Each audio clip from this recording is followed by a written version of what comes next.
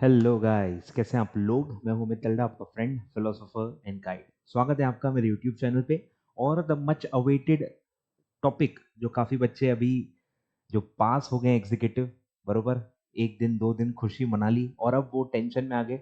जो as usual company secretary student की life ऐसे ही जाती है, खुशी मिलती है पर बहुत ही शॉर्ट लिव्ड होती है और अपन आगे की टेंशन और लेना स्टार्ट कर देते हैं। ठीक है, तो काफी बच्चे अब पूछ रहे हैं, सर एग्जीक्यूटिव तो हमारा निकल गया, नैया पार हो गई है, सर अब आप आगे बताइए कि अब प्रोफेशनल में क्या करें, प्रोफेशनल में क्या क्या होता है, registration, exam form, pre exam, training structure. ठीक है, बहुत सारे सवाल आपके मन में हैं और सारे सवालों के जवाब मैं इस वीडियो में कोशिश करूंगा कि आपको सारे सवालों के जवाब मिल जाए।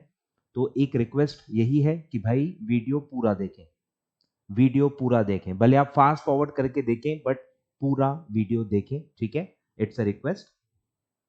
तो एक एक करके मैं सारे सवाल कवर करूंगा। आपको मैं पहले ही बता दूं कि ट्रेनिंग स्ट्रक्चर पे डिटेल्ड वीडियो मेरा ऑलरेडी रिकॉर्डेड है।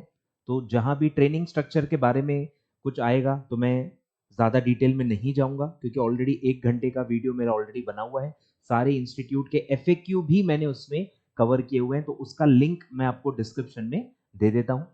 और जहां जहां और भी टॉपिक्स पे डिटेल्ड वीडियोस मैंने डले हुए हैं तो मैं आपको उसके लिंक भी डिस्क्रिप्शन में दे दूंगा। आपको डिटेल में उसके बारे में और जानकारी चाहिए तो आपको वो वीडियो देखना पड़ेगा। ठीक है, एक और रिक्वेस्ट होगी आपसे कि कहीं भी शॉर्टकट न ले। सारे रूमर्स जो आप सुनते हो ये इसीलिए फैलते हैं क्योंकि लोग शॉर्टकट लेते हैं। पूरा पूरा वीडियो, पूरा पूरा नोटिफिकेशन, पूरा पूरा अनाउंसमेंट, पूरे पूरे FAQ कभी पढ़ते ही नहीं और आपके आलस के चक्कर में रूमर्स फैलते हैं और बहुत ही स्टूडेंट्स को वो नेगेटिवली भी इम्पैक्ट करता है। आए ख्याल में?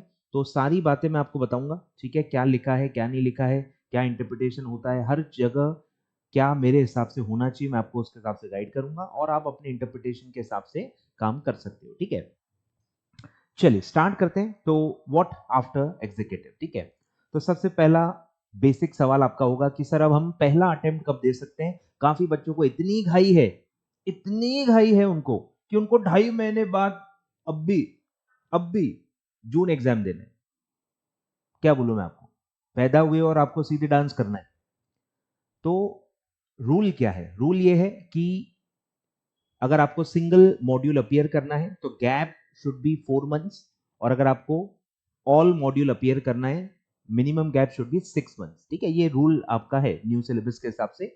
अब आप 1 मार्च पे खड़े हो, ठीक है, 28 फेब हो गया, 1 मार्च पे आप खड़े हो, जून में आपके एग्जाम है। कितना गैप है गिनो जरा। मार्च, अप्रैल, मई। मार्च अप्रैल में गैप कितनी है? सिर्फ 3 महीने। इसीलिए जून 22 एग्जाम के लिए आप एलिजिबल नहीं हो। ठीक है, तो लॉजिक मैंने आपको बता दिया, रूल भी बता दिया। ठीक है, तो जून 22 इसीलिए आप नहीं दे पाओगे क्योंकि मिनिमम गैप 4 महीने लगते हैं और आपके पास वो भी नहीं है, तो आप एक मॉड्यूल भी नहीं दे पाओगे। ठीक है, सीधे पहला एलिजिबल अटेम्प्ट आपका आएगा December 22। ठीक है, अब उसके डेट्स क्या है? ठीक है, कि सर रजिस्ट्रेशन डेट्स, फीस क्या है। ठीक है, काफी सारी इंफॉर्मेशन मैं आपको बता दूं कि मेरे वेबसाइट पे अवेलेबल है। मैं इसीलिए वेबसाइट ही आपको दिखाऊंगा। आपको amitkalda.classes.com पे जाना है, ढूंढना नहीं आता आपको, बस गूगल पे जाना है, भले गूगल पे अमित कल्ला क्लासेस टाइप करना है, आपको मेरी वेबसाइट का लिंक मिल जाएगा। उसके अंदर आपको अबाउट CS में जाना है, कंपनी सेक्रेटरी में जाना है और उसमें CS प्रोफेशनल पे आपको आना है। जैसे ही आप ये क्लिक करोगे ये पेज ओपन हो जाएगा। ठीक है, इसमें सारी जानकारी मैंने दी हुई है। तो जैसे कि रजिस्ट्रेशन फीस क्या है सर, तो रजिस्ट्रेशन फीस पूरी होती है, ऑल मॉड्यूल का एक साथ रजिस्ट्रेशन होता है। आप एग्जीक्यूटिव पास कर चुके हो तो आपको अब ये सब बेसिक जानकारी होगी, ये सब बताने की जरूरत नहीं है। तो पूरा जो रजिस्ट्रेशन होता है सर वो है 12,000। ठीक है, 12,000 आपको रजिस्ट्रेशन फी भरना है। ठीक है, 9 सब्जेक्ट्स होते हैं, आपको पता ही होगा, या आप धीरे धीरे आपको सब जानकारी मिलेगी, आप वही सब पढ़ रहे होंगे। ठीक है, 3 मॉड्यूल्स में डिवाइडेड है, 3 सब्जेक्ट्स ईच, 3 सब्जेक्ट हैं, 3 ग्रुप्स यानी मॉड्यूल्स हैं और टोटल 9 सब्जेक्ट्स हैं आपके पास। ठीक है, तो वो सब मैंने सब्जेक्ट्स के नाम वगैरह सब दिए हुए हैं। ठीक है, और 2 सब्जेक्ट्स ओपन बुक हैं, दोनों के दोनों ओपन बुक सब्जेक्ट्स आपके मॉड्यूल 3 में है। ठीक है, एक है MCS multi disciplinary case studies, ये ओपन बुक एग्जाम है, और जो 9th सब्जेक्ट है वो आपको 5 सब्जेक्ट में से एक चूज करना है, इसलिए उसको इलेक्टिव सब्जेक्ट कहते हैं। तो कोई भी एक इलेक्टिव सब्जेक्ट आप चूज कर सकते हो, ठीक है। वो भी ओपन बुक एग्जाम ही रहेगा, कौन सा सिलेक्ट करना सही रहेगा आगे हम डिस्कस करेंगे। फिर ठीक है, तो ये मैंने आपको बता दिया। रजिस्ट्रेशन फीस है आपका 12,000 रुपए। रजिस्ट्रेशन डेट्स मैं आपको बता देता हूं, ठीक है। पहला एग्जाम आपका दिसंबर 22 होगा, तो दिसंबर 22 के हिसाब से अगर मैं देखूं तो आपका कट ऑफ डेट बनता है 31 मई 2022। 31 मई 2022 तक अगर आप रजिस्ट्रेशन करवा लेते हो सीएस प्रोफेशनल का, तो आप ऑल मॉड्यूल, तीनों के तीनों मॉड्यूल एलिजिबल हो अपीयर होने के लिए इन दिसंबर 22। अब जो बंदा तीनों मॉड्यूल के लिए एलिजिबल है, वो एनी 2 के लिए एलिजिबल भी है, एनी 1 के लिए भी एलिजिबल है। तीनों में से कोई भी आप दे सकते हो, एनी 1, एनी 2 और ऑल 3, सारे कॉम्बिनेशंस पॉसिबल है, ठीक है।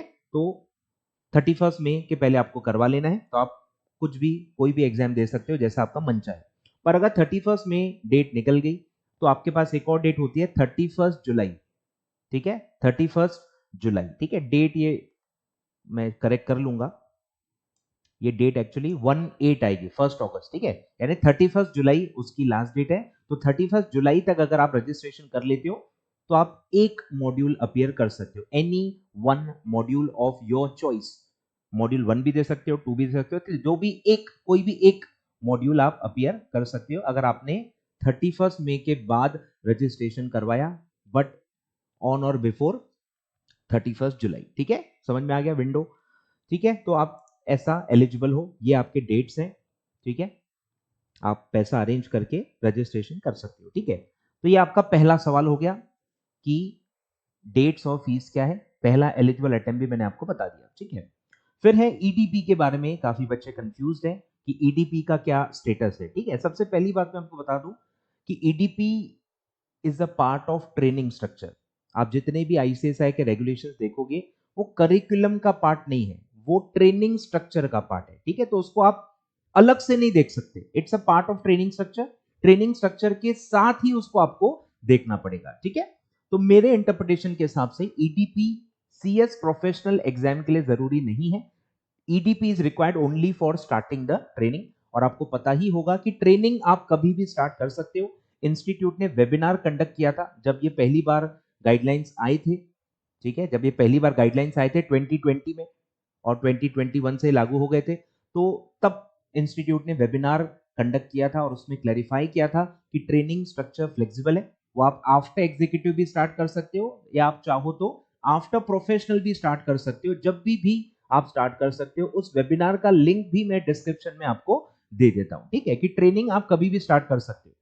और ट्रेनिंग जब भी आप स्टार्ट करोगे, बस उसके पहले आपको 30 डेज का ईडीपी कंप्लीट करना है। तो EDP is attached with long term training, उसका अटैचमेंट है लॉन्ग टर्म ट्रेनिंग से। उसका सीएस प्रोफेशनल का जो एग्जाम है उससे कोई लेना देना नहीं, कहीं भी अलग से ये मेंशन नहीं है कि EDP is required for CS professional exam, ठीक है। कहीं भी ऐसा क्लियर कट नहीं लिखा है।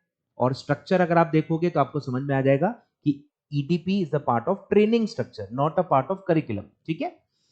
तो सवाल का जवाब मैंने दे दिया कि ईडीपी सीएस प्रोफेशनल एग्जाम के लिए एलिजिबल, मतलब अपीयर करने की जरूरत नहीं है। कहीं भी सीएस प्रोफेशनल एग्जाम की जो एलिजिबिलिटी होती है उसमें भी ईडीपी की रिक्वायरमेंट मेंशन नहीं है। जैसे हम आगे अभी देखेंगे, प्री एग्जाम देखेंगे, प्री एग्जाम देखो साफ साफ लिखा है, रिक्वायर्ड है तो साफ साफ लिखा है, हर जगह लिखा हुआ है, अज्यूम नहीं कर रहे अपन, लिखा हुआ है pre test is mandatory for CS professional. उसी तरह ईडीपी कहीं लिखा हुआ नहीं है, ठीक है। चलिए, तो ये सवाल का जवाब मैंने दे दिया। फिर है ट्रेनिंग आफ्टर एग्जीक्यूटिव स्टार्ट करना कंपलसरी है क्या? तो मैंने आपको बता दिया, इंस्टीट्यूट ने वेबिनार में क्लैरिफाई कर दिया है कि ट्रेनिंग स्ट्रक्चर फ्लेक्सिबल है, आप कभी भी उसको स्टार्ट कर सकते हो, लेकिन वो 24 मंथ्स ही रहेगा। आफ्टर एग्जीक्यूटिव करोगे तो भी 24 मंथ्स है, आफ्टर प्रोफेशनल करोगे तो भी 24 मंथ्स है। सर इसका क्या मतलब है? इसका कनेक्शन एक्चुअली पुराने ट्रेनिंग स्ट्रक्चर से है, तो मैं उसमें ज्यादा आपको लेके नहीं जाऊंगा, आप कंफ्यूज हो जाओगे, ठीक है। वो ओल्ड स्ट्रक्चर के हिसाब से वो बताना बहुत जरूरी है कि आप कभी भी स्टार्ट करो, वो 24 मंथ्स ही रहेगी, ठीक है। तो 24 मंथ्स की ट्रेनिंग आप कभी भी स्टार्ट कर सकते हो, आफ्टर एग्जीक्यूटिव और even after professional as well. कब करनी चाहिए हम डिस्कस करेंगे। फिर है कि क्या ईडीपी ट्रेनिंग के लिए जरूरी है? यस, ये क्लियरली लिखा हुआ है कि अगर आपको लॉन्ग टर्म ट्रेनिंग 24 मंथ्स वाली ट्रेनिंग स्टार्ट करनी है, 21 मंथ्स की जो ट्रेनिंग होती है, सब मैंने वही ट्रेनिंग स्ट्रक्चर में बताया हुआ है। टोटल ये जो ढांचा है वो 24 मंथ्स का है, उसमें ब्रेकअप है ईडीपी, लॉन्ग टर्म ट्रेनिंग, फिर सीएलडीपी, ये सब मिला के पूरे 24 मंथ्स अप्रोक्सीमेटली होते हैं। डिटेल अगर आपको और जानकारी चाहिए तो आप डिस्क्रिप्शन में लिंक है, ट्रेनिंग स्ट्रक्चर का पूरा अच्छे से वीडियो देख लें, सारी बातें उसमें मैंने आपको बताई हुई है, ठीक है। तो EDP is required for long term training. Long term training start करने के पहले ईडीपी कंप्लीट करना 30 डेज का मैंडेटरी है, ये क्लियर लिखा हुआ है, इसमें कोई कंफ्यूजन नहीं है।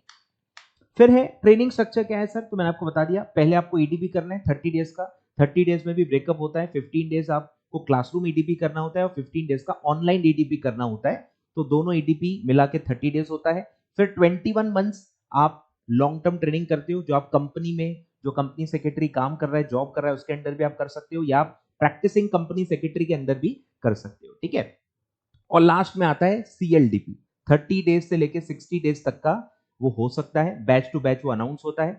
आई थिंक अभी 45 डेज का चल रहा है, ठीक है। तो 45 डेज आपको काउंट करना है, तो 30 डेज, 21 मंथ्स और 45 डेज, अगर आप ये देखोगे तो 23.5 मंथ होते हैं, मतलब अप्रोक्सीमेटली 24 मंथ्स, मतलब 2 साल। तो ऐसे पूरा 2 साल का आपका ट्रेनिंग स्ट्रक्चर है। अब ये आप ट्रेनिंग आफ्टर एग्जीक्यूटिव भी स्टार्ट कर सकते हो तो भी 24 मंथ रहेगा, आप इवन सीएस प्रोफेशनल के एग्जाम के बाद भी स्टार्ट कर सकते हो तो भी 24 मंथ्स ही आपको करना पड़ेगा। क्लियर है? चलिए आगे बढ़ते हैं। Should we do training after executive itself और आफ्टर प्रोफेशनल, ठीक है, तो इस सवाल के लिए ही आप वीडियो देख रहे होंगे, मुझे पता है। तो मेरा एक्सपीरियंस मैं बताता हूं, ठीक है, मैं चार्टर्ड अकाउंटेंट हूं, आपको पता होगा। तो चार्टर्ड अकाउंटेंट में तो ऐसा ऑप्शन ही नहीं, सीए में तो भाई हमको कंपल्सरीली इंटर के बाद ट्रेनिंग करनी होती है और हमको फाइनल की पढ़ाई के साथ साथ ही ट्रेनिंग करनी होती है। हमारा तो स्ट्रक्चर ही मैंडेटरी वाला है सीए में, तो हमने तो यही किया है, हमने तो पढ़ाई और ट्रेनिंग साथ में ही की है। क्योंकि हमने की है इसलिए मैं बता रहा हूं आपको कि बहुत मुश्किल होता है, ये बहुत मुश्किल होता है। हमने क्यों की? क्योंकि हमारे पास ऑप्शन नहीं था। हमने क्यों की सीए में? क्योंकि हमको ऑप्शन ही नहीं दिया गया। अरे आपको ऑप्शन है, आप दिमाग लगा सकते हो, आप ये चूज कर सकते हो, आए ख्याल में? तो उसका अपॉर्चुनिटी का फायदा लो, मैं कह रहा हूं कि आप सिर्फ प्रोफेशनल भी पढ़ाई पहले कर सकते हो, ट्रेनिंग बाद में कर सकते हो। यस, आपका टोटल ड्यूरेशन जो है कोर्स का वो भी आगे बढ़ेगा। इतना दिमाग तो आपको लगा नहीं है कि अगर आप ट्रेनिंग डिले कर रहे हो मतलब आपका पूरा कोर्स का जो ड्यूरेशन है वो 1 साल और आगे बढ़ेगा। अब वो कैसे फिर भी फायदेमंद है वो मैं आपको समझा रहा हूं, ठीक है।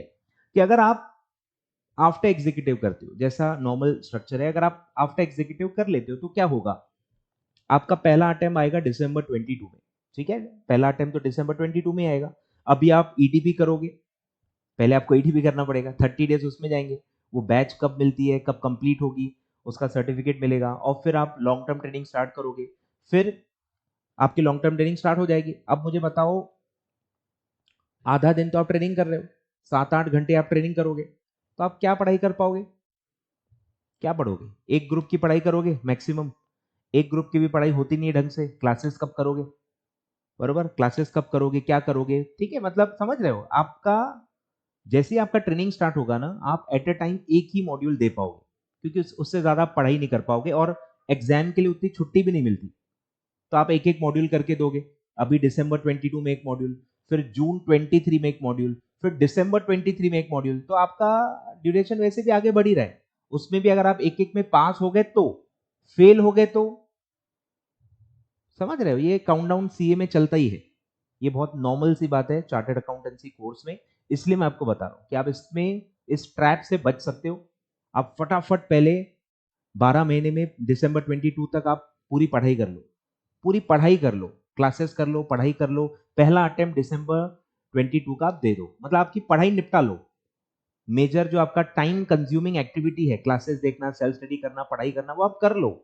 उसके बाद आप ट्रेनिंग स्टार्ट कर लो, भले आप दिसंबर 22 में पास हो या फेल हो, कोई फर्क नहीं पड़ता उससे। आप उसके बाद तुरंत ट्रेनिंग स्टार्ट कर देना, क्योंकि उसके बाद आपको ज्यादा पढ़ने के लिए टाइम लगेगा नहीं, क्योंकि आपकी क्लासेस हो रखी हैं, आपने एक बार एग्जाम दे रखा है, उसके बाद आप रिपीटर हो तो आप आराम से एग्जाम दे सकते हो, उतनी पढ़ाई की टाइमिंग मिल जाती है। आ रहा है समझ में? तो ऐसा मेरा आपका मतलब सजेशन रहेगा, ठीक है। तो बेटर है आप प्रोफेशनल की बात कीजिए, अभी 1 साल पूरा जान लगा दो, पूरी पढ़ाई निपटा डालो, अच्छे से समझ डालो, और कोशिश करो कि 1 या 2 मॉड्यूल कम से कम दिसंबर 22 में निकल जाए। ऑल मॉड्यूल निकालना थोड़ा मुश्किल है, बट आप प्रिपेयर कर सकते हो, ट्राई कर सकते हो, क्लासेस कर सकते हो, कम से कम 2 मॉड्यूल भी आपके निकल गए ना, आप थोड़ा फ्री हो जाओगे। फिर एक मॉड्यूल आपका पेंडिंग रहेगा, वो आप देते रहना ट्रेनिंग के साथ, ज्यादा बर्डन आपके ऊपर नहीं रहेगा। ठीक है, तो दोनों मैंने आपको बता दिया। ठीक है, अगर आप एग्जीक्यूटिव की बात कर रहे हो तो आप मतलब बहुत ही हेक्टिक शेड्यूल जिसके लिए आप बिल्कुल भी प्रिपेयर्ड नहीं हो, ना मेंटली प्रिपेयर्ड हो ना फिजिकली प्रिपेयर्ड हो, आप बिल्कुल भी, मैं बता रहा हूं ना, ड्रास्टिकली आपकी लाइफ बदल जाएगी। 12-12 15-15 घंटे के आपके रोज के शेड्यूल होंगे और वो कंटिन्यू 24 मंथ तक चलते रहेंगे। ये बात ध्यान रखना, ट्रेनिंग बीच में रोक नहीं सकते। आप 3 महीने में थक जाओगे, बोलोगे मेरे को ब्रेक चाहिए, नहीं मिलता। ट्रेनिंग में आपका कंट्रोल नहीं होता है। जो आपका प्रिंसिपल है, कंपनी सेक्रेटरी, वो आपको छुट्टी नहीं देगा, वो ब्रेक नहीं देगा आपको। 21 मंथ्स पूरी लॉन्ग टर्म ट्रेनिंग कंटिन्यू चलती है। इसीलिए कह रहा हूं कि पढ़ाई निपटा लो, सारी चीजें निपटा लो, उसके बाद आप खुशी खुशी कर सकते हो, क्योंकि आपके पास और कोई कमिटमेंट नहीं होगी। ठीक है, चलिए आगे बढ़ते हैं। तो मैंने आपको बता दिया, if we do training after professional, now how many modules do we appear in December 22। ठीक है, अगर आप ये डिसाइड करते हो कि आप प्रोफेशनल के बाद ट्रेनिंग करोगे, तो अभी आप क्या करो, आप ऑल मॉड्यूल कर लो। 2 मॉड्यूल तो मिनिमम करने ही है। ठीक है, आप 2 मॉड्यूल का तो माइंडसेट रखो ही रखो कि मिनिमम 2 मॉड्यूल्स December 22 में देने हैं, पास होना है। अगर आपकी स्टडी अच्छी चलती है, अगर आप अच्छे से स्टार्ट कर लेते हो, क्योंकि प्रॉब्लम क्या होगी, December 22 अगर आप सोचते भी हो, आप क्या करोगे, टाइम वेस्ट करोगे। आप आराम से रजिस्ट्रेशन करोगे, आराम से आपके मॉड्यूल्स आएंगे, आराम से आप प्लान करोगे, 15-20 दिन 25 दिन 1 महीना तो आप ऐसे ही वेस्ट कर दोगे। तो आपकी मतलब बाजी आप ऐसे आधी हार जाओगे। ठीक है, अगर आपको ऑल मॉड्यूल करना है तो एक एक दिन आपके लिए बहुत मतलब लिमिटेड है, मायने रखता है, और आपको फटाफट डिसीजंस लेने होंगे, फटाफट क्लासेस कहाँ से लेने हैं, क्या सेल्फ करना है, क्या क्लास करना है, इलेक्टिव क्या लेना है, हर चीज बहुत बहुत फास्ट मेच्योरिटी के साथ आपको वो सिलेक्ट करना पड़ेगा। अगर आप पूरा टाइम यूटिलाइज करते हो तो आप 3 मॉड्यूल ट्राई कर सकते हो, ट्राई कर सकते हो। एटलीस्ट 2 मॉड्यूल तो आप देखो पास हो ही जाओगे। एक आध मतलब तीनों होगा कि नहीं वो बोल नहीं सकते, but at least 2 modules you can try to pass. ठीक है, फिर है ये भी एक है कि कंपनी में करना है कि पीसीएस में करना है। वैसे तो मैं आपको सजेस्ट कर रहा हूँ कि अभी करना ही नहीं है, स्टिल कोई ना कोई रहेगा ही ना, नहीं सर हमको बिच करना है, कर लो भाई, कोई दिक्कत नहीं है। कुछ चीजें एक्सपीरियंस से इंसान सीखता है, कोई दिक्कत नहीं। ठीक है, तो इसमें आपके ऊपर डिपेंड करता है। देखो कंपनी जो है ना, वो अगर अनलिस्टेड है तो आपका कंपनी लॉ ही बेसिक कॉम्प्लायंस होगा, थोड़ा बहुत अनलिस्टेड का जो भी और रेगुलेशंस होंगी उतना कॉम्प्लायंस होगा। लिस्टेड कंपनी में करते हो तो कंपनीज एक्ट, सेबी और भी बहुत सारे गाइडलाइंस आपको सीखने को मिल जाएंगे। ठीक है, पर आप एक ही कंपनी का काम सीख पाओगे, एक कंपनी कैसे चलती है, एक कंपनी सारा लॉ कैसे कॉम्प्लाई करती है, ये सब आपको पता चल जाएगा।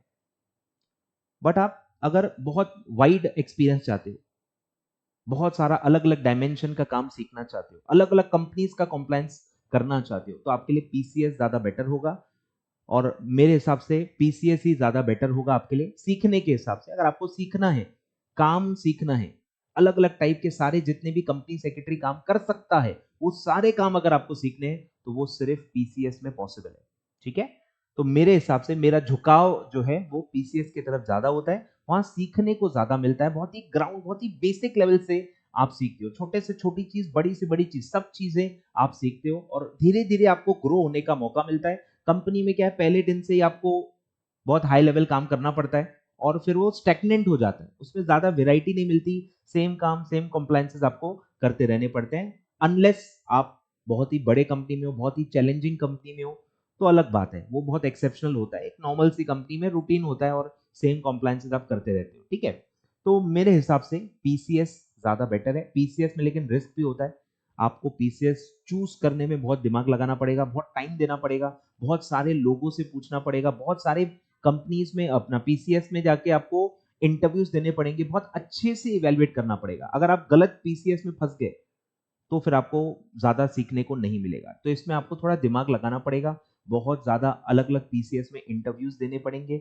और अलग अलग आपके सीनियर्स से आपको पीसीएस के बारे में जानकारी लेनी पड़ेगी। ठीक है, फिर प्री एग्जाम सर एप्लीकेबल है क्या? यस, अब प्री एग्जाम अप्लाई हो जाएगी। काफी बच्चे ओल्ड में पास हुए, एग्जीक्यूटिव ओल्ड में थे, अब न्यू में आ रहे हैं, तो इसलिए उनको कंफ्यूजन है। ठीक है, आप प्रोफेशनल न्यू में ही हो और न्यू सिलेबस में प्री एग्जाम एप्लीकेबल है, एग्जीक्यूटिव में भी और प्रोफेशनल में भी। तो यस, आपको प्रोफेशनल में प्री एग्जाम देना पड़ेगा। ठीक है, प्री एग्जाम पे डिटेल वीडियो बना हुआ है, उसका लिंक मैं डिस्क्रिप्शन में आपको दे देता हूं। ठीक है, अब इलेक्टिव सब्जेक्ट सर कौन सा चूज करें, ठीक है। इसमें बहुत सारे डायमेंशंस होते हैं, बहुत सारे अलग अलग एंगल से आप सोच सकते हो, ठीक है। मेरा जो एंगल है वो ये है कि आपको सपोर्ट चाहिए क्या, आपको क्लासेस चाहिए क्या, ठीक है, वो मेन होता है। काफी बच्चों को क्लासेस चाहिए होती है, क्लासेस के हिसाब से करना होता है। देखो मैं कोई इलेक्टिव सब्जेक्ट पढ़ाता नहीं हूँ, तो मेरा कोई कॉन्फ्लिक्ट ऑफ इंटरेस्ट नहीं है, तो आपको मैं सीधा सीधा बताऊंगा, ठीक है। मैं इसमें डील नहीं करता, मैं पढ़ाता नहीं हूँ, मैं लेक्चर नहीं भेजता, तो मैं फ्री माइंड से आपको बता रहा हूँ कि अगर आपको क्लासेस चाहिए, अगर आपको क्लासेस करके पढ़ना है, तो जिस सब्जेक्ट की क्लासेस अवेलेबल है आपको फिर वो चूज करना पड़ेगा, उनमें से कुछ चूज करना पड़ेगा। और जितना मैंने देखा है इंसॉल्वेंसी सब्जेक्ट के सबसे ज्यादा क्लासेस अवेलेबल है, बाकी सब्जेक्ट्स में आपको कोई क्लासेस ज्यादा दिखेंगे नहीं, तो फिर आपको सेल्फ करना पड़ेगा। तो अगर आपका माइंडसेट है कि आप सेल्फ कर सकते हो, कोई दिक्कत नहीं, फिर तो आप कुछ भी चूज कर सकते हो अपने हिसाब से, ठीक है। अब इसमें एक और इंपॉर्टेंट चीज है जो मैंने अभी तक बताई नहीं है यूट्यूब पे, कि कुछ समय पहले इंस्टीट्यूट ने एग्जामिनर्स ऑब्जर्वेशन ये फाइल रिलीज की थी, जून 21 एग्जाम्स के लिए आई थी।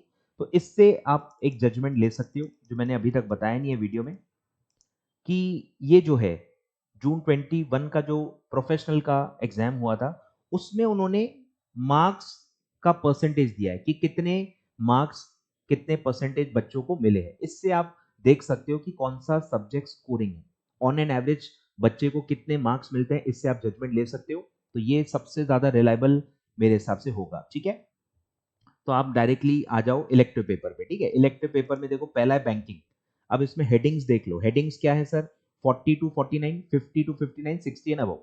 अप टू 40 दिया हुआ नहीं, अप टू 40 कितने परसेंटेज लोग हैं वो दिया नहीं, वो बैलेंसिंग फिगर आपको लेना है, ठीक है।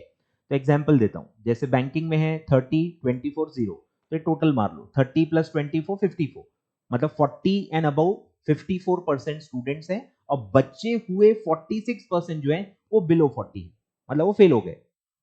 कितने पास हो रहे हैं, कितने फेल हो रहे हैं, उसमें भी 40 टू 49 कितने हैं, 59 टू 60 कितने हैं, और 60 एंड अबव कितने हैं, वो इसमें ब्रेकअप दिया हुआ है। तो बहुत ही तगड़ी इंफॉर्मेशन है आपके डिसीजन लेने के लिए, ठीक है।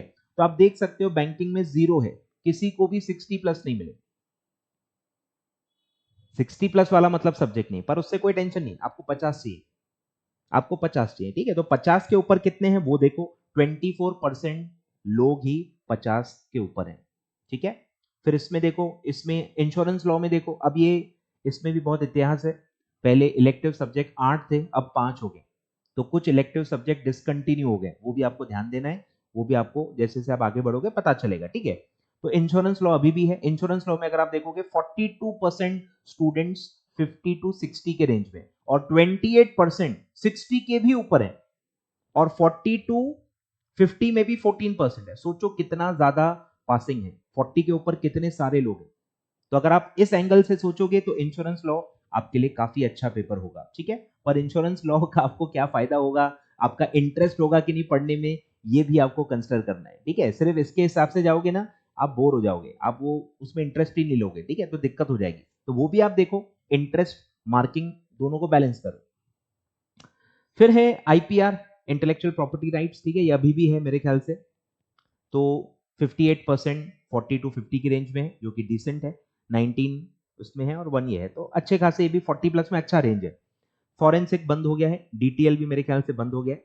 लेबर लॉ अभी भी है, लेबर लॉ में भी देखो अच्छा खासा है, 31 39, यानी कि 70% तो ये हो गया, प्लस 12। तो लेबर लॉ भी मार्किंग के हिसाब से बहुत ईजी है, आप ले सकते हो। और एक आता है इंसॉल्वेंसी, ठीक है, इसमें भी देखो 40% स्टूडेंट्स 40 टू 50 में, 19 और 3, मतलब इसमें भी 62% लगभग 40 के ऊपर है, आए ख्याल में। तो ये आप देखो, स्क्रीनशॉट ले लो, मैं स्क्रीनशॉट देता हूँ, स्क्रीन दे देता हूँ, स्क्रीनशॉट ले लो, अच्छे से बैठ के कैलकुलेटर बैठ के देखो क्या है क्या नहीं है, और इसके हिसाब से भी आप सोच सकते हो, ठीक है। और पढ़ाई के एंगल से बताऊं, फ्यूचर आपके काम के हिसाब से बताऊं, तो सबसे काम का जो है वो आपके लिए होगा इंसॉल्वेंसी। इंसॉल्वेंसी मेरे हिसाब से सबसे बेस्ट है, जो फील्ड में आप हो सकता है जाओ, प्रैक्टिस में जाओगे तो हो सकता है इंसॉल्वेंसी में आप जाओ, तो उसकी ज्यादा प्रोबेबिलिटी है, rather than IPR, rather than forensic, पता नहीं क्या क्या है, ये सब में बहुत रेयर चांसेस है कि आप जाओगे। ज्यादा काम जो है प्रैक्टिस में अगर आप जाओगे तो एक इंसॉल्वेंसी का आता है, दूसरा लेबर लॉ का आता है। यस, लेबर लॉ भी काफी काम का है, लेबर लॉ भी आप कंसिडर कर सकते हो, तो इंसॉल्वेंसी और लेबर लॉ के बीच में आप चूज कर लो। चलिए, आगे बढ़ते हैं। तो ये मैंने बता दिया आपको, जितना मुझे पता था, जो जो पता था सब बता दिया, ठीक है। आप अपना जजमेंट ले लो, आगे बढ़ते हैं। तो ये मेरे ख्याल से सारी बातें कवर हो गई हैं, आगे बढ़ते हैं। फिर can we change elective subject? Yes. जब आप रजिस्टर करते हो आप कोई भी डाल दो, वो जो आप डालोगे उसका क्या फर्क पड़ता है, उससे सिर्फ आपका फिजिकल मॉड्यूल आएगा, इंस्टीट्यूट आपको उसका मॉड्यूल भेज देगा। पर ऐसा नहीं कि आप एग्जाम भी उसी का दोगे, एग्जाम फॉर्म में जो आप भरोगे उसका आप एग्जाम देते हो, और आप ये इलेक्टिव सब्जेक्ट बदल सकते हो, ठीक है। तो रजिस्ट्रेशन के वक्त आपने कुछ सोच के भर दिया तो आप फंसे नहीं हो, अभी टेंशन मत लेना, आप बाद में उसको बदल सकते हो। बस मॉड्यूल आपको खरीदना पड़ेगा, या पीडीएफ जो है इंस्टीट्यूट की वेबसाइट पे वो जाके प्रिंट करनी पड़ेगी, बस उतना खर्चा आपका बढ़ जाएगा। बाकी आप सब्जेक्ट बदल सकते हो। उसका प्रोसीजर क्या होता है वो भी मैं लिंक में दे देता हूँ, डिस्क्रिप्शन में लिंक दे देता हूँ, ठीक है। उसका प्रोसीजर भी इंस्टीट्यूट ने नोटिफाई किया हुआ है, ठीक है।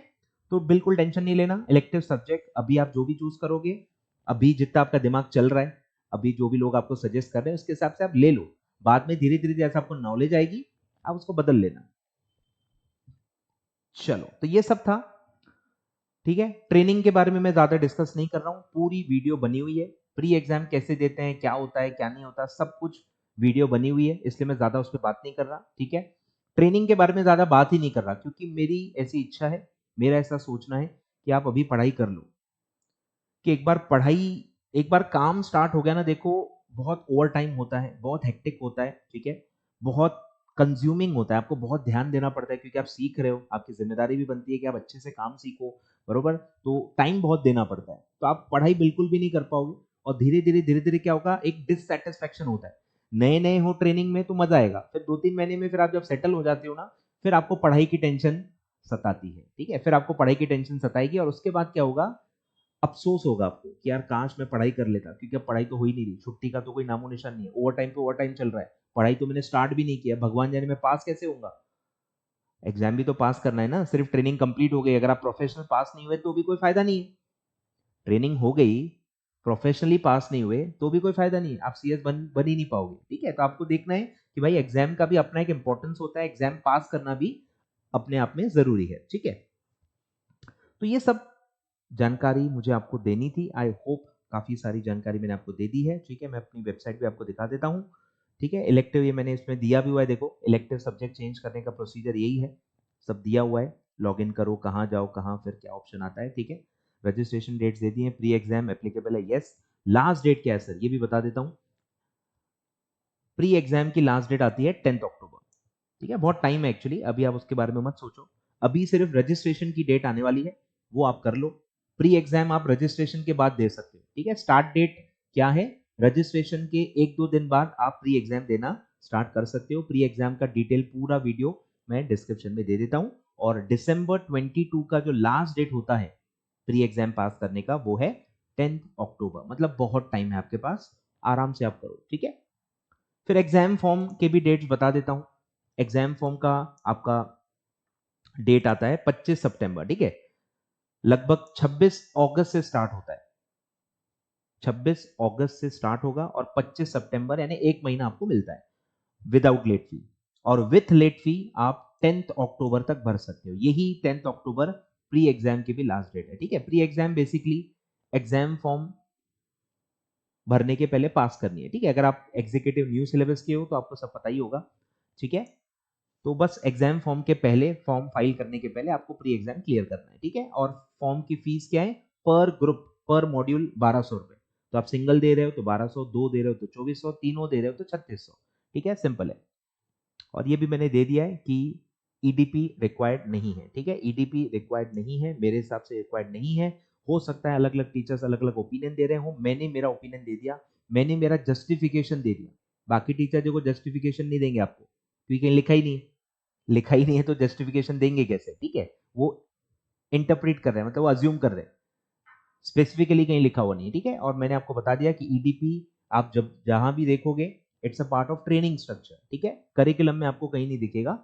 तो ये हो गया, और फिर है कि आपको ट्रेनिंग भी एग्जीक्यूटिव के बाद ही स्टार्ट करनी है, ऐसा नहीं है, इस पे वेबिनार किया गया था, वेबिनार में साफ साफ आईसीएसआई ने बताया हुआ है, उसकी लिंक भी डिस्क्रिप्शन में मैं दे देता हूँ, ठीक है। चलिए, तो ये सब था, ये सब आप पूछ रहे थे मुझसे अलग अलग प्लेटफॉर्म्स पे, सारी बातें एक ही वीडियो में बता दी हैं। वीडियो अच्छी लगी हो, इन्फॉर्मेटिव लगी हो, लाइक जरूर करना, चैनल सब्सक्राइब कर लेना सर। और भी बहुत सारे वीडियो आने वाले हैं। और काफी बच्चे मुझसे ये भी पूछ रहे हैं सर आप कौन से सब्जेक्ट में डील करते हो। मैं सर एक ही सब्जेक्ट में डील करता हूँ, CFL, corporate funding and listing in stock exchange. Module 3 का पहला पेपर है, ठीक है। तो इससे रिलेटेड भी मैं नोट्स वगैरह ये वो देते रहता हूँ, गाइडेंस देते रहता हूँ, ठीक है। और वीडियो लेक्चर्स भी इसके मेरे अवेलेबल है, आप इंक्वायर कर सकते हैं। इंक्वायरी नंबर मैं डिस्क्रिप्शन में दे रहा हूँ, ठीक है। थैंक यू सो मच, बने रहिए इस चैनल पे, बहुत सारे वीडियोस, बहुत सारी इंफॉर्मेशन, बहुत सारा गाइडेंस आपको मिलने वाला है। Thank you so much.